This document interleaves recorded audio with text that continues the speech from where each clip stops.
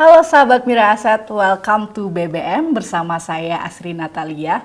Pernah nggak sih bingung cari saham yang bagus atau udah beli sahamnya tapi turun terus? Tenang, di video kali ini kita akan bahas metode CanSlim yang sudah terbukti ampuh untuk mencari saham potensial.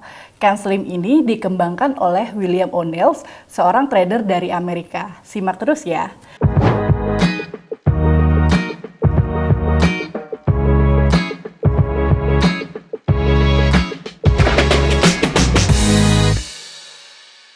Sebelum mulai, kita kenalan dulu sama O'Neill. Jadi O'Neill ini dulunya broker saham, kemudian berubah menjadi seorang trader. Dia punya keunikan, suka banget analisis data. Nah, dari analisis datanya, dia menemukan pola menarik dari saham-saham yang naiknya berkali-kali lipat. Dari situ, dia bikin metode yang disebut dengan CanSlim. Nah, sekarang juga banyak digunakan oleh trader dunia. Selain itu, O'Neill juga membuat suatu koran khusus investasi yang dikenal dengan Investors Business Daily. CanSlim itu sebenarnya singkatan yang gampang banget buat diingat. Tiap hurufnya punya arti penting untuk mewakili setiap kriteria yang digunakan oleh O'Neill untuk memilih saham. Anggap aja seperti checklist kita sebelum memilih saham. Yang spesial dari CanSlim, si O'Neill ini menggabungkan dua pendekatan, yaitu analisa fundamental untuk mencari tahu kondisi perusahaan dan juga menggabungkan analisa teknikal untuk tahu timing yang relatif tepat. Jadi lebih ampuh dibandingkan dengan menggunakan satu pendekatan saja. Sekarang kita mau breakdown untuk CanSlim ini sendiri. C adalah current quarterly earnings, jadi adalah menggambarkan laba terkini. Ini adalah langkah pertama yang sangat penting dari metode CanSlim. Gampangnya, cari perusahaan yang mencatatkan laba kuartal naik cukup signifikan. Ngapa laba ini penting? Karena laba perusahaan tumbuh kuat adalah indikator utama dari perusahaan yang performa perusahaannya itu adalah bagus. Nah, kita bisa menggunakan metrik EPS untuk mencari tahu seberapa besar laba yang dihasilkan dari setiap lembar sahamnya. Idealnya, laba per saham yang kita lihat adalah EPS yang mengalami growth hingga 20%. Ini adalah parameter yang digunakan oleh O'Neill untuk melihat pertumbuhan laba kuartalan. Jadi, makin tinggi EPS-nya, maka semakin baik. Cara mudah cek EPS, kita bisa buka HOTS, kemudian kita bisa buka menu 1921 income statement, kemudian di situ ada earning per share atau laba per saham. Nah, di sini kita bisa melihat earning per share dari tahun ke tahun atau dari kuartal ke kuartal. Lalu tinggal kita hitung untuk growth-nya. Selanjutnya ada tips tambahan juga. Yang pertama adalah pastikan pertumbuhan labanya adalah berkualitas. Artinya bukan karena penjualan aset atau dari pendapatan lain-lain. Lebih bagus kalau didukung oleh pertumbuhan dari pendapatan. Selanjutnya kita ke E, annual earnings growth. Kalau tadi kita udah ngelihat pertumbuhan labanya secara kuartalan, sekarang kita mau lihat pertumbuhan labanya secara tahunan. Laba bersih tahunan juga harus menunjukkan pertumbuhan yang signifikan atau konsisten. Di sini O'Neill menggunakan parameter minimal 25% dari tahun ke tahun. Jadi growth-nya minimal 25%. Ini menunjukkan bahwa bisnis perusahaan tersebut memiliki fundamental yang kuat dan juga berkelanjutan. Ini ada tipsnya juga. Yang pertama, kita bisa melihat laporan keuangannya minimal 3-5 tahun terakhir. Kemudian pastikan pertumbuhannya juga konsisten dan semakin konsisten maka semakin bagus. Selanjutnya, yang ketiga kita melihat N atau new.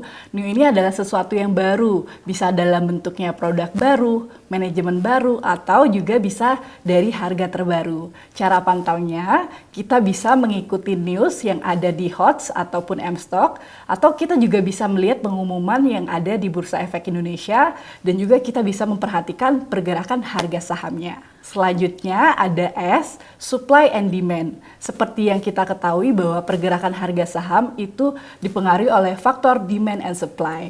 Jadi kita bisa melihat demand and supply ini dari volume yang terjadi di masing-masing saham. Nah, di sini kita bisa menggunakan indikator volume dan kita bisa memperlihatkan apakah terjadi lonjakan volume ketika terjadi pergerakan harga naik. Kemudian kita juga bisa melihat dari float shares atau jumlah saham yang tersedia untuk diperdagangkan. Selain itu, kita juga bisa monitor dari net sell atau net buy institusi atau asing. Selanjutnya ada leaders or laggards. Pilih pemimpin sektor dibandingkan pengikutnya. Maksudnya adalah pilih yang terbaik di industrinya.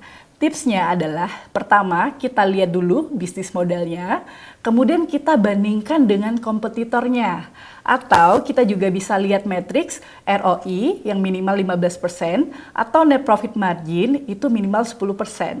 Kalau net profitnya semakin tebal, ini mengindikasikan bahwa emiten tersebut memiliki keunggulan kompetitif dibandingkan kompetitornya.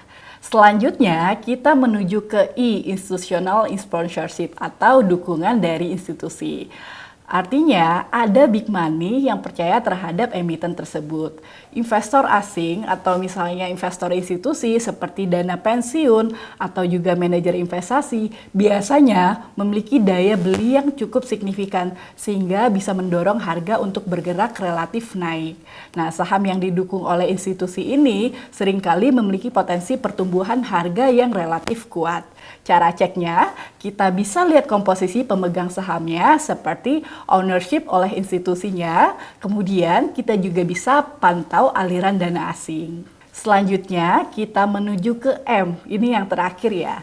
Nah ini juga yang cukup menjawab kenapa kalau kita beli saham dan sahamnya turun. Bisa jadi kita nggak mempertimbangkan faktor M ini, yaitu market direction atau arah tren gitu.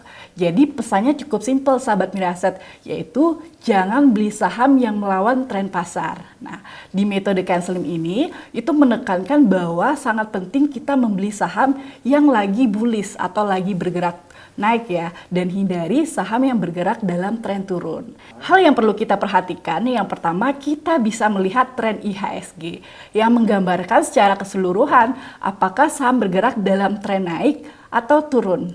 Yang kedua, kita bisa menggunakan indikator moving average seperti moving average 50 atau moving average 200 untuk melihat tren pertumbuhan secara jangka panjang. Selanjutnya, gimana sih cara pakai Can-Slim ini?